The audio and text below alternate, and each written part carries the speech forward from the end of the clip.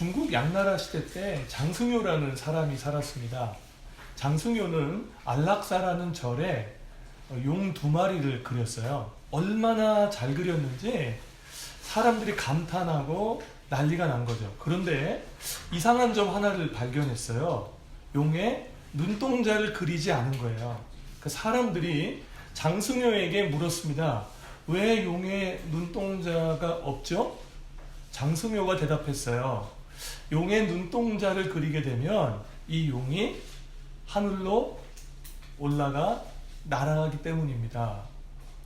사람들은 장승효의 이 말을 농담으로 여겼고 눈동자를 그려달라고 재촉했어요. 사람들에게 등 떠밀린 장승효는 이 용의 눈을 그렸어요. 눈동자를 얻은 용은 그림이 아니라 실제가 돼서 하늘로 솟구쳐 올라갔어요. 지어낸 이야기예요. 꾸며낸 이야기입니다. 근데 이 이야기를 고사성어로 풀어내면 화룡정점이라고 해요. 용의 그림을 그린 뒤에 눈동자에 찍은 그 점으로 완성된다는 뜻이에요. 그러니까 어떤 일을 하든지 가장 중요한 점 하나가 있다는 거예요. 그 점이 작아 보이죠? 작지 않습니다. 그 점이 초라해 보이죠? 초라하지 않아요. 그 찍힌 점 하나 때문에 상상도 못할 변화를 경험할 수도 있다는 거예요. 그리스도인의 삶의 화룡점점은 무엇일까요? 우리의 삶의 그 점 하나는 뭐예요? 예배입니다. 예배는 그리스도인의 삶의 화룡정점이에요. 예배는 우리를 사진이나 그림이 아니라 살아있는 생명으로 살게 해요. 예배는 우리를 조화가 아니라 향기로운 생화로 살게 해요. 재방송 찍지 않게 해요. 라이브로 살게 해요. 성경에 기록된 하나님, 다른 성도들의 삶 속에서 역사하시는 살아계신 하나님을 그림의 떡이 아니라 실제의 떡으로 맛보게 하는 것, 이게 예배예요. 제가 100번 양보할게요. 제가 다른 건 다 배려하고 양보할 수 있어요. 그러나 이것만큼은 양보 못하겠어요? 그리스도인의 화룡정점은 예배예요. 우리에게 주어진 일주일의 시간이 168시간이에요. 이 168시간을 변화시키는 1시간, 그 1시간이 예배입니다. 느헤미야와 이스라엘은 지금까지 3가지의 일을 마쳤어요. 어떤 일이었는지 우리 혹시 기억하세요? 140년 동안 무너져 방치됐던 예루살렘 성벽을 건축했어요. 신앙 공동체가요, 말씀 안에서 다시 세워지고 있어요. 예루살렘에 살면서 성벽과 성전을 관리할 동력자들을 뽑았어요. 그리고 느헤미야 12장에서는 바로 그 완공된 성벽 위에서 하나님을 예배하고 있는 거예요. 하나님을 찬양하고 있어요. 하나님을 높이고 있는 거라고요. 역사적인 순간이에요. 이 예배 가운데요, 하나님을 예배하는 이스라엘 모두에게 큰 기쁨이 있었어요. 이 예배는 1장부터 11장, 지금까지 걸어왔던 모든 길의 화룡정점이에요. 이 예배 때문에 그게 있었던 거예요. 이 예배 때문에 그 모든 것을 허락하셨던 거예요. 오늘 우리는 예배에 대해서 살펴보려고 합니다. 특별히 우리 주일 감자교회 예배를 적용하면서 살펴보려고 해요. 우리 감자교회 주일 예배가 아주 건강하게 빌드업 되기를 원하기 때문이에요. 예배에 성공하는 감자 가족들 되시기를 주님의 이름으로 축원합니다. 예, 우리 예배에 성공합시다. 우리 예배에 잘 드립시다. 자, 먼저 그리스도인의 정체성을 살펴볼게요. 그리스도인의 정체성은 무엇일까요? 우리의 정체는 뭐예요? 예배자입니다. 잊지 마십시오. 우리는 어느 곳에서 무엇을 하고 살든지 분명한 정체성을 고백해요. 우리 그리스도인은 예배자예요. 하나님께서요, 이스라엘을 이집트의 노예로부터 해방시키기를 원하셨어요. 이 해방을 위해서 모세라는 한 사람을 부르셨죠. 그리고 그 사람을 이집트의 절대 제왕 파라오 앞에 보내셨어요. 그리고 그 파라오 앞에 선 모세는 하나님의 백성을 보내달라고 요구하고 있는 장면이 있어요. 근데 모세가 하나님의 백성을 보내달라고 이야기할 때 그 명분이 무엇이었을까요? 히브리 백성이 노예로 사는데 너무너무 많은 일 때문에 피곤해요. 저녁에 있는 삶을 보장해 주세요. 우리가 일한 만큼 받아가지 못해서 굉장히 팍팍하거든요. 우리에게 일한 만큼의 월급을 제대로 주세요 라고 얘기하지 않았어요. 파라오에게 얘기했던 명분은 딱 하나예요. 하나님의 백성을 예배하게 해달라는 거예요. 광야로 나가도 괜찮다는 거예요. 그렇게 우리를 광야로 보내주시면 우리가 거기서 하나님을 예배하겠다고 말한 거예요. 느헤미야 12장은 성벽을 봉헌하는 예배를 그리고 있어요. 근데 그 전에요, 어떤 장면이 우리에게 나와 있냐면 1차 포로 귀환 때부터 에스라 느헤미야 시대에 활동했던 제사장과 레위인들을 소개하고 있어요. 굉장히 디테일하게 소개해요. 그들의 가문과 이름을 아주 제대로 밝히고 있죠. 이거 왜 그럴까요? 왜 제사장과 레위인들의 이름을 밝히고 있죠? 이것은 앞으로 회복될 이스라엘이 그들의 정체성이 성전 공동체임을 보여주고 싶어서예요. 하나님 나라의 모델하고 쓰인 교회의 정체성은 뭐예요? 우리도 이곳에 왜 있죠? 우리는 왜 교회라는 이름으로 모여 있는 거죠? 하나님 나라의 모델하고 쓰인 교회의 정체성은 예배 공동체예요. 하나님은 우리가 이곳에서 하나님을 예배하기를 원하시는 거예요. 우리가 정체성이 예배 공동체라고 해서 주일에 한 번 모여서 이 주일을 지키는 것만 뜻하지 않아요. 우리가 예배 공동체라는 것은 성공의 기준이 다르다는 뜻이에요. 이스라엘의 성공 기준은 정치, 외교, 군사, 경제적 수준이 아니었어요. 교회의 교회다움, 교회의 정체성은 우리가 얼마나 큰 성공을 일구어내는가, 얼마나 큰 돈을 버는가, 얼마나 셀럽이 되는가, 얼마나 우리의 이름을 이 세상에 내는 거에 달려있지 않다는 거예요. 우리의 정체성은, 우리 교회의 참된 성공은 이곳에서 바로 이 시간 하나님만 예배하는 참된 예배자들이 점점 더 늘어나는 거예요. 성경을 읽다 보면요, 어떤 경우에 있어서는요, 하나님의 마음을 잘 모르겠어서 계속 묵상하고 고민해야만 알게 되는 뜻이 있어요. 그런데 어떤 경우에 있어서는요, 너무나 분명하게 하나님의 뜻을 우리에게 보여주신 게 있어요. 그 중에 하나가 뭐였냐면요, 저는 이 말씀할 때마다 굉장히 마음이 좀 이렇게 조심하게 되는데요, 하나님이요, 내가 싸우겠다고 말한 사람이 있어요. 내가 이런 사람하고는 반드시 싸운다, 너희 기억해. 그게 누굴까요? 교만한 사람이에요. 하나님이요, 교만한 사람만큼은 내가 싸우겠다고 공개 선언을 하셨어요.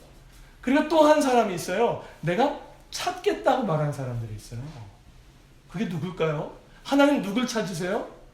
하나님을 마음과 진리를 다해 예배하는 사람들이요.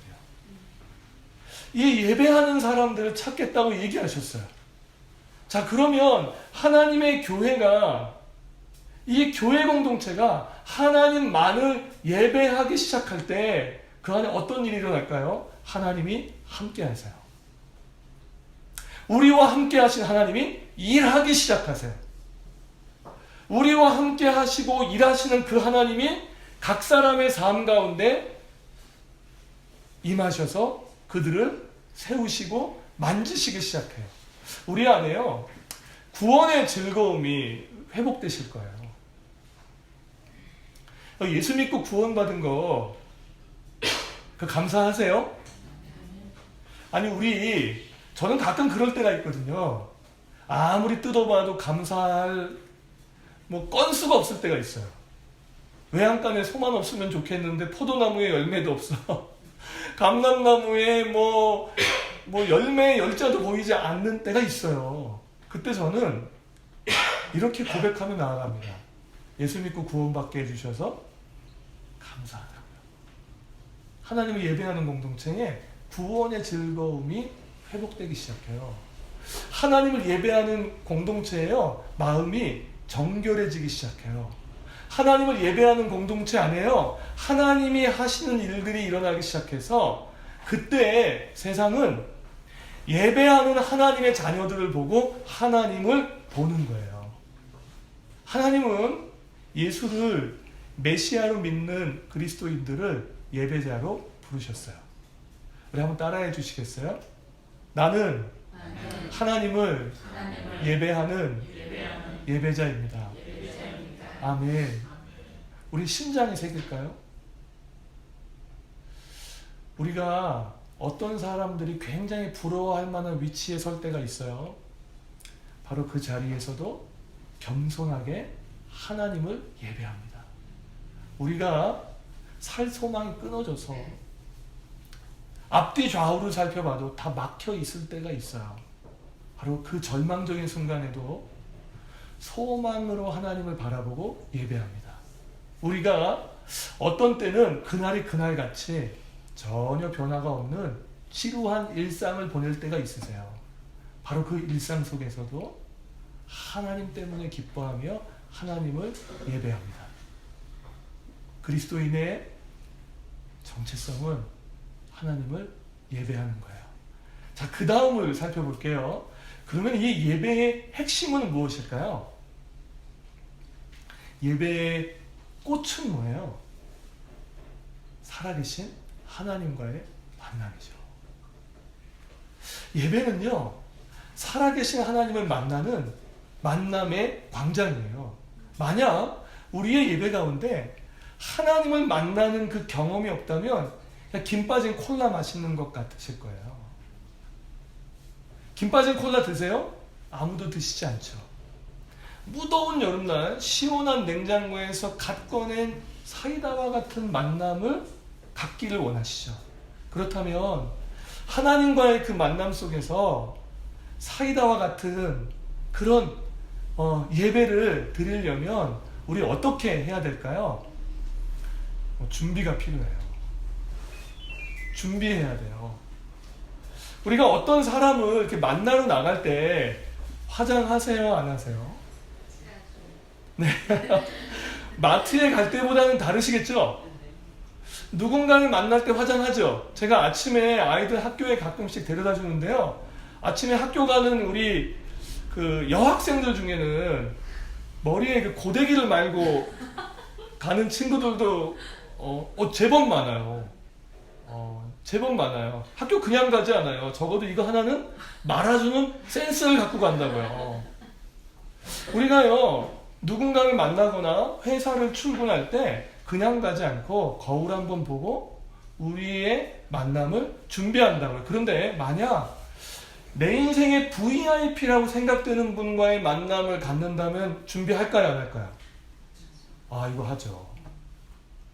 대통령을 만난다고 생각하면요, 준비하죠. 제 아내는 조인성을 좋아합니다. 조인성을 굉장히 좋아해요. 근데 몇 년 전에 공유로 갈아탔어요. 공유를 좋아하는 걸로 밝혀졌습니다. 제 아내가 만약 공유를 만나러 간다면 몸과 마음을 준비할 거예요. 준비할 거예요. 그냥 가지는 않을 거예요. 저도 오늘 하나님을 예배하고 우리 성도님들 앞에서 말씀을 전하기 위해 신경 좀 썼어요. 네, 저 준비하고 왔습니다. 이스라엘이요, 성전에 올라가서 하나님을 예배할 때 그냥 간 게 아니고 준비하고 온 거예요. 첫 번째 준비는 뭐였을까요? 흠없는 거룩한 제물이었어요. 구약 시대에는요, 제물로 드려지는 짐승이 있었죠. 소나 양이나 비둘기였어요. 죄인인 인간이 거룩하신 하나님을 만나러 가는 그 길에는 반드시 희생의 제물이 필요했던 거예요.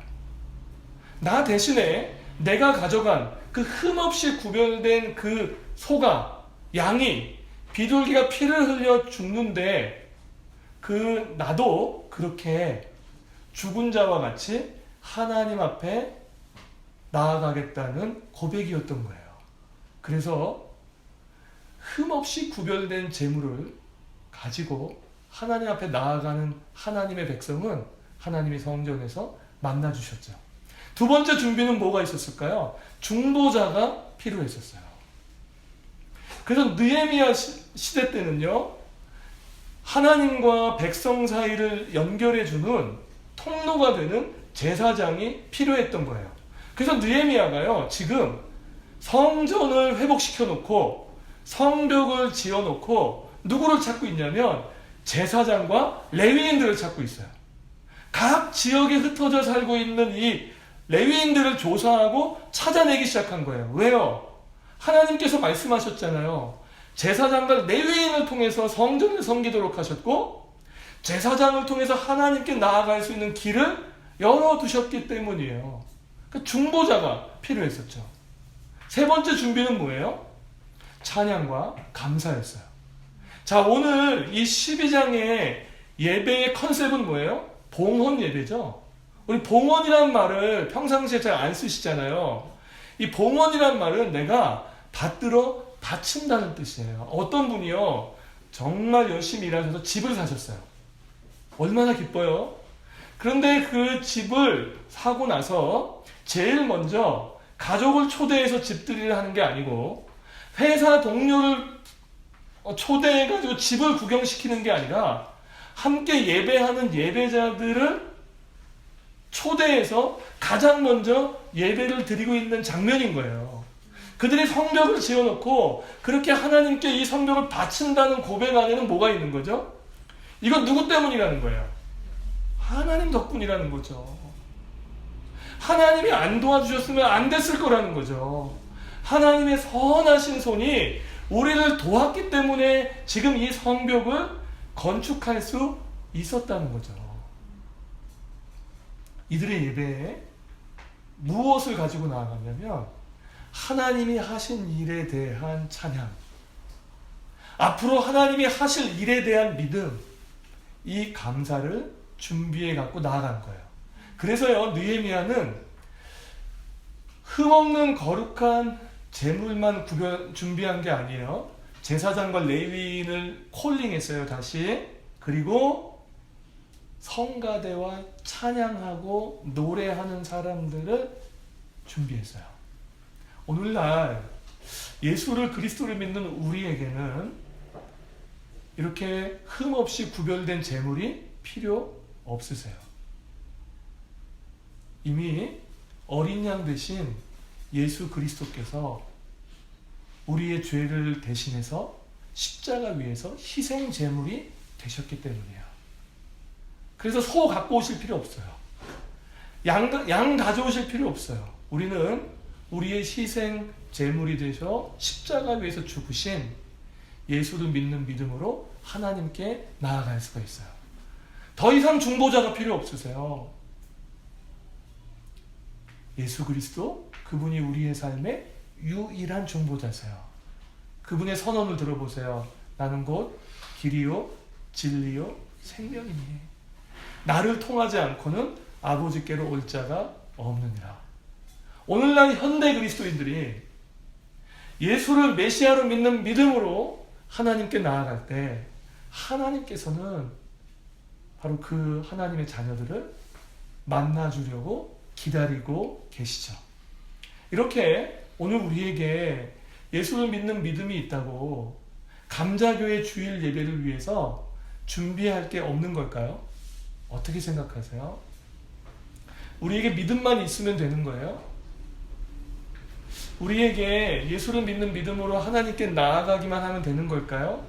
아니요. 적어도 이 공동체의 주일 예배만큼은 우리 편에서의 준비가 필요해요. 저는 이 준비를 우리의 약속이라고도 부르고 싶은데요. 두 가지를 말씀드리려고 해요.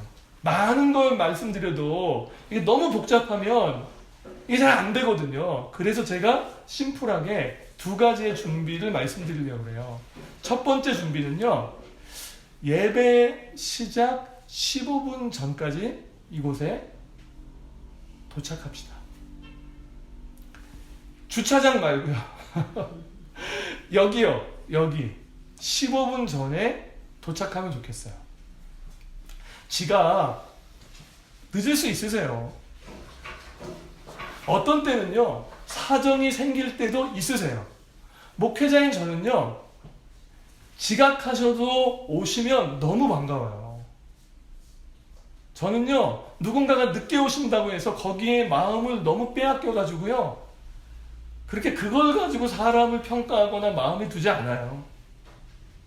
우리 앞으로의 감자교회를 한번 상상해 보시겠어요? 15분 전에 오지 않으면 앉을 자리가 없는 교회가 되기를 원하세요? 아니면 예배가 시작되고 15분이 되었는데도 먼저 온 사람 축에 속하기를 원하세요? 이제 우리 선택하셔야 돼요. 우리가 15분 전에 오잖아요. 그러면 무엇을 준비할 수 있냐면요. 오늘의 예배를 충분하게 준비할 수 있으세요. 일단 인사를 아주 여유롭게 할 수 있으세요. 악수도 할 수 있고요. 잠깐의 안부도 물어볼 수 있으세요. 주보를 딱 펴잖아요. 주보에 오타도 발견할 수 있으세요. 오늘의 우리 교회의 소식은 무엇인지, 오늘의 예배는 어떻게 진행되는지 알 수 있으세요. 그날의 설교 본문을, 그 흐름을 읽어볼 수도 있으세요. 기도도 할 수 있어요. 나의 예배가 아니라 우리의 예배를 하나님께서 받으시도록 기도할 수가 있어요.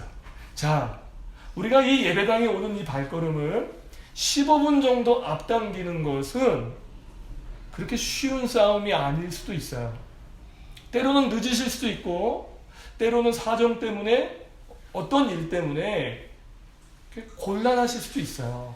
그렇지만 우리가 예배 가운데 나오는 그 걸음이 늦는 것이 습관이 되는 것은 곤란하죠. 이게 우리에게 주시는 첫 번째 준비예요. 자, 두 번째 준비는요. 이건 좀 따라해 주세요. 찬양과 기도를 뜨겁게 한다. 네, 어떻게 해요? 어떻게 해요? 예. 말씀을 들을 때는요. 우리가 생각으로 하나님께 반응해요. 예배는요. 우리에게 임하시는 하나님에 대한 반응이거든요. 말씀을 들으실 때는요. 이 말씀이 과연 그러한가 하는 마음으로 생각하며 반응해요. 찬양과 기도는요. 하나님의 우리에게 행하신 일에 대한 몸으로 반응하는 거예요. 그래서 찬양하는 거예요. 그래서 기도하는 거예요. 제가 한번 물어볼게요. 칭찬 들으면 어떠세요? 들어봤어야 얘기를 해야 되는 건가요? 아니, 칭찬 받으면 어떠세요? 기분 좋아요. 기분 좋죠. 근데 그 칭찬이 1급 비밀이길 원하세요? 아니면은 공중파 방송이길 원하세요? 공중파. 네? 그 칭찬은 아무도 몰라. 오늘 정말 옷이 예쁘시네요 라고 말하는데 그걸 아무도 모르게 얘기하는 거하고 크게 모두가 다 알 수 있도록 얘기하는 거하고는 다르거든요. 우리가 왜 뜨겁게 찬양해야 돼요? 우리가 왜 뜨겁게 기도해야 돼요? 하나님이 하신 일들을 크게 소리 높여 외쳐야 하기 때문이에요. 하나님 높이는 일이기 때문이에요. 그래서 전 이렇게 다시 정리해서 말씀드리고 싶어요. 설교는 생각으로 반응하지만 찬양과 기도는 우리의 몸으로 하나님께 반응하는 일이에요. 느헤미야가요, 성벽을 건축한 예배를 드릴 때요, 그 성벽 위에 사람들이 섰어요. 근데 두 그룹으로 나눠요. 그래가지고요, 느헤미야 한 그룹, 에스라 한 그룹으로 나눠서 반대 방향으로 돕니다.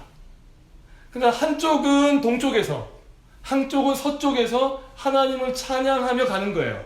그러면 동쪽에 있는 그룹이 서쪽에 있는 그룹의 찬양 소리를 들을 수도 있겠죠. 서쪽에 있는 그룹이 동쪽에 있는 찬양하는 사람들의 그 찬양을 들을 수 있겠죠. 그렇게 서로의 찬양과 감사를 듣다가 어느 지점에서 탁 만나는 거예요. 상상해 보세요. 한쪽에서, 또 한쪽에서, 동쪽에서, 서쪽에서 하나님을 찬양하다 함께 만났을 때 그들의 찬양이 얼마나 더 풍성하고 좋을까요? 어떤 사람은요, 찬양할 힘이 없는 사람도 있을 수 있겠죠. 어떤 사람은요, 기도가 잘 안 나오는 사람이 있을 수 있어요. 근데 내 옆에 찬양과 기도를 뜨겁게 하는 예배자가 앉아요. 그 예배자의 찬양, 그 예배자의 기도를 듣다가 우리의 찬양과 기도도 열어가는 통로가 될 수도 있는 거예요. 찬양하고 싶어서 하기도 하지만요, 찬양하기 때문에 하나님이 역사하실 수도 있어요.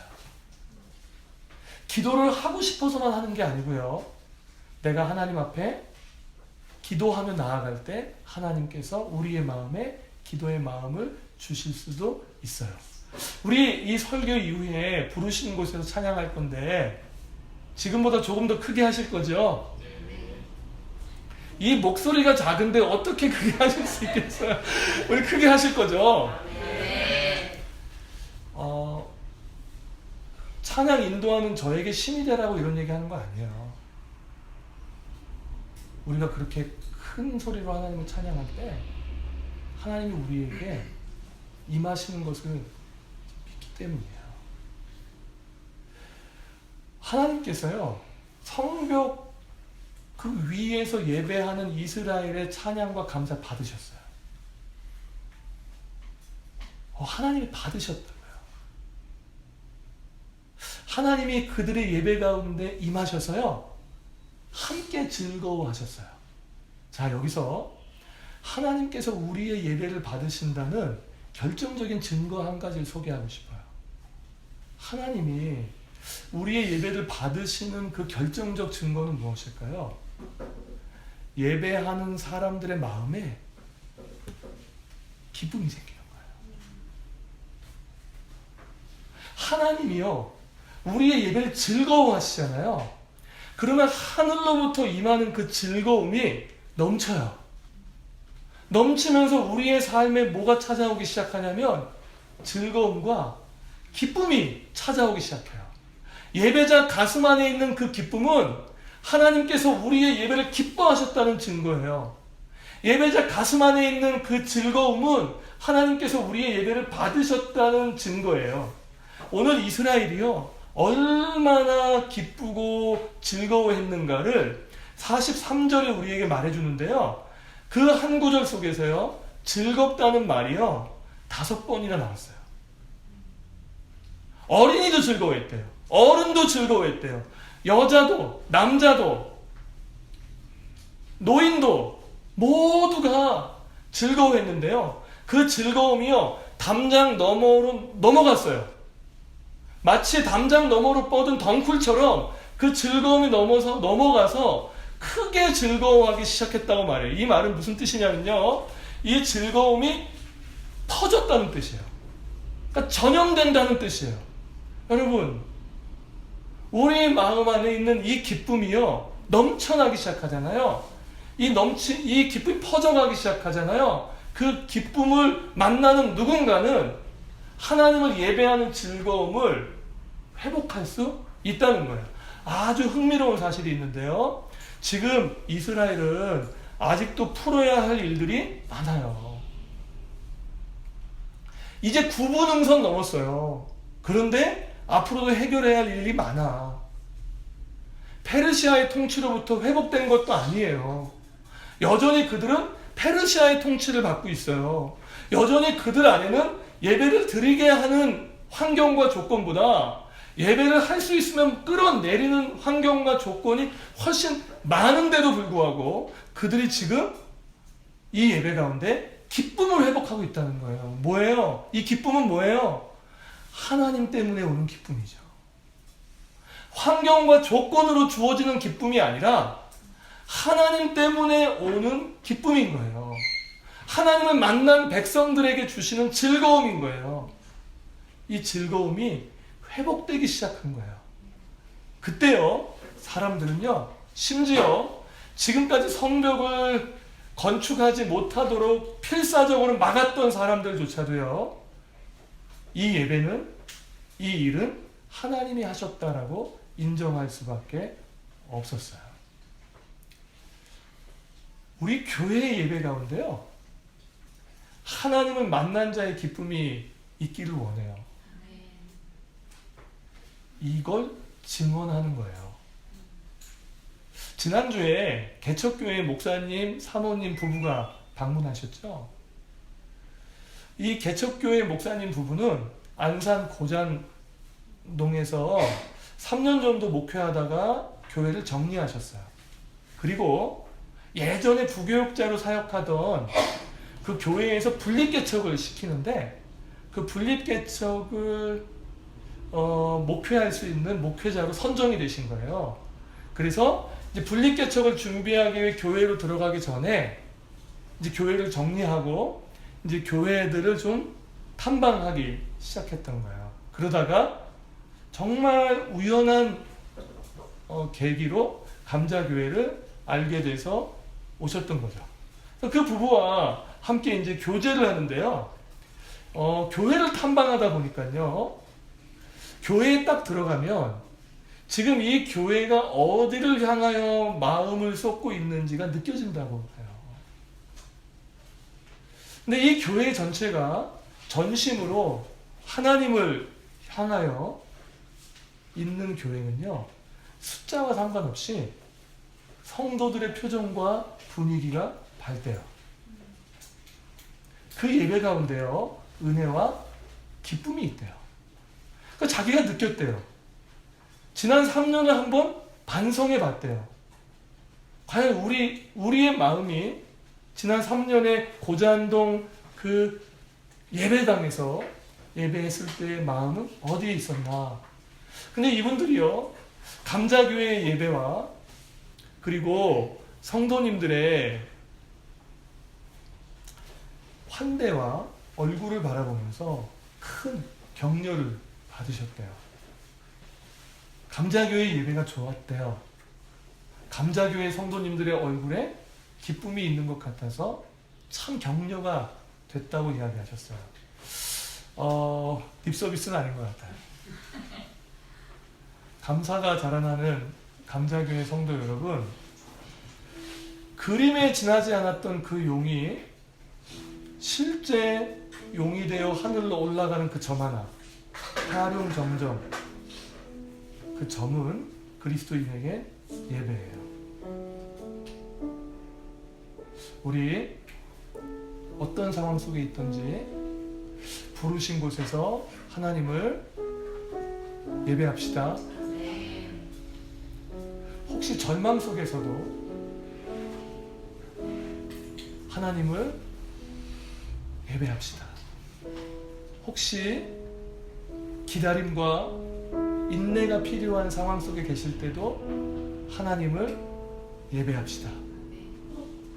우리를 부르시는 그 자리에서 하나님을 예배하기 시작할 때 하나님께서 우리 감자 공동체 안에 하나님을 만난 자들에게 주시는 기쁨이 더 풍성해지게 하실 거예요.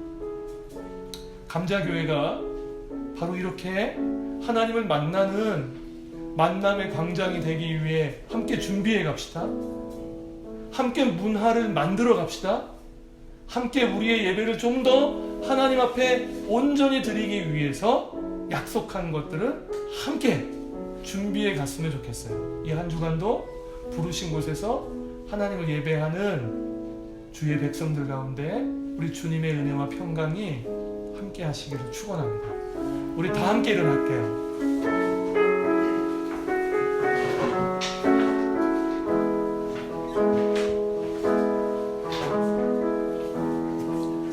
따스한 성령님 마음으로 보내 내 몸을 감싸며 주어지는 평안 만족함을 느끼네 부르신 곳에서 나는 예배하네 어떤 상황에도 나는 예배하네 부르신 곳에서 나는 예배하네 어떤 상황에도 나는 예배하네 사랑과 진리의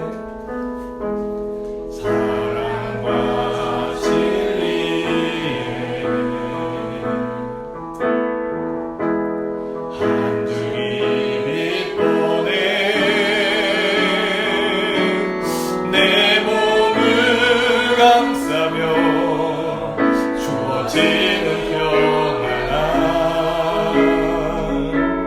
그 사랑을 느끼네 부르신 곳에서 나는 예배하네 어떤 상황에도 나는 예배하네 부르신 곳에서 나는 예배하네 어떤 상황에도 나는 예배하네 부르신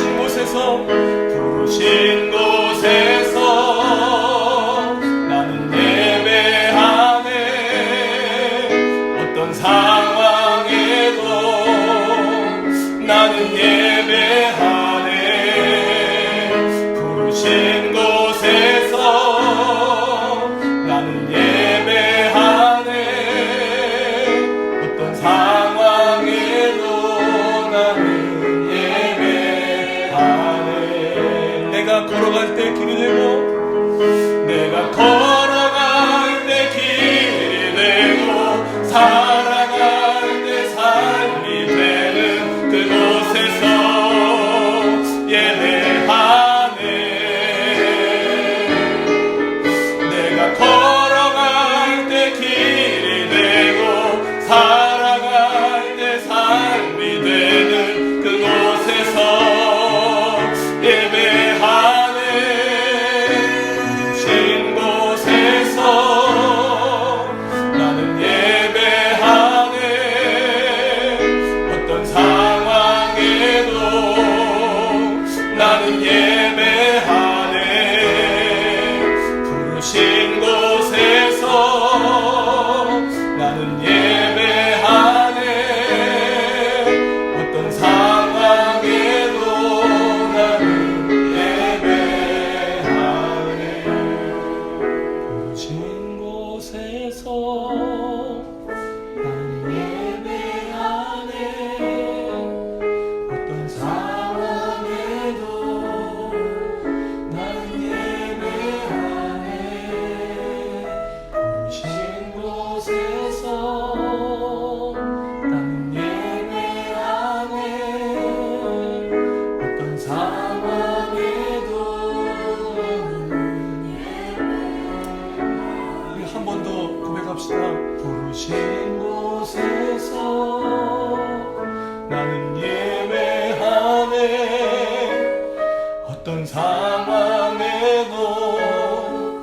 나는 예배하네.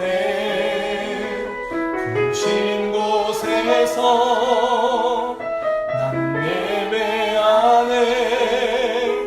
어떤 상황에도 나는 예배하네. 자, 우리 이 시간에 옆에 있는 분의 손을 좀 잡겠습니다. 딱 옆에 있는 분 잡으면 돼요.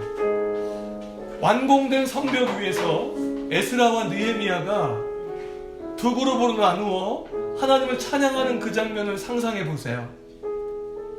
내 옆에 앉은 그 예배자를 위해서 기도합시다. 하나님, 내가 손잡고 함께 찬양하고 기도하는 그 예배자의 일주일의 삶을 축복하며 기도합시다. 하나님, 우리가 같이 함께 서로를 위해 중보할 때에 하나님께서 그 인생 가운데 이 한 주간도 살아갈 힘과 은혜와 소망을 허락해달라고 우리 함께 간구하겠습니다. 하나님 아버지, 도와주시기를 원합니다. 아버지 하나님, 붙잡아 주시기를 소망합니다. 부르신 곳에서 하나님을 예배합니다. 하나님 아버지, 우리가 예배자가 되어 서로를 향하여 중보하며 간구합니다. 아버지 하나님, 역사해 주시기를 소망합니다. 아버지 하나님, 인도해 주시기를 원합니다. 하나님 우리 가운데 함께하여 주시고 역사해 주시기를 소망합니다. 주님, 인도해 주시기를 원합니다. 뜨겁게 찬양하기를 원합니다. 우리의 찬양이 뜨거움이 있기 원합니다. 우리 예배 가운데 하나님의 은혜가 있기 원합니다. 예배자로 한 주간을 걸어갑니다. 그 기업의 경영을 책임지시는 하나님, 우리의 건강을 책임지시는 하나님, 우리가 하나님을 예배하다 우리 안에 있는 즐거움이 이 예배의 담을 넘어갈 수 있도록 인도해 주시길 소망합니다. 아버지 하나님, 역사해 주시기를 소망합니다. 아버지 하나님, 붙잡아 주시기를 원합니다. 주님, 역사해 주시기를 소망합니다. 우리가 함께 간구합니다. 하나님 아버지, 역사해 주시기를 소망합니다.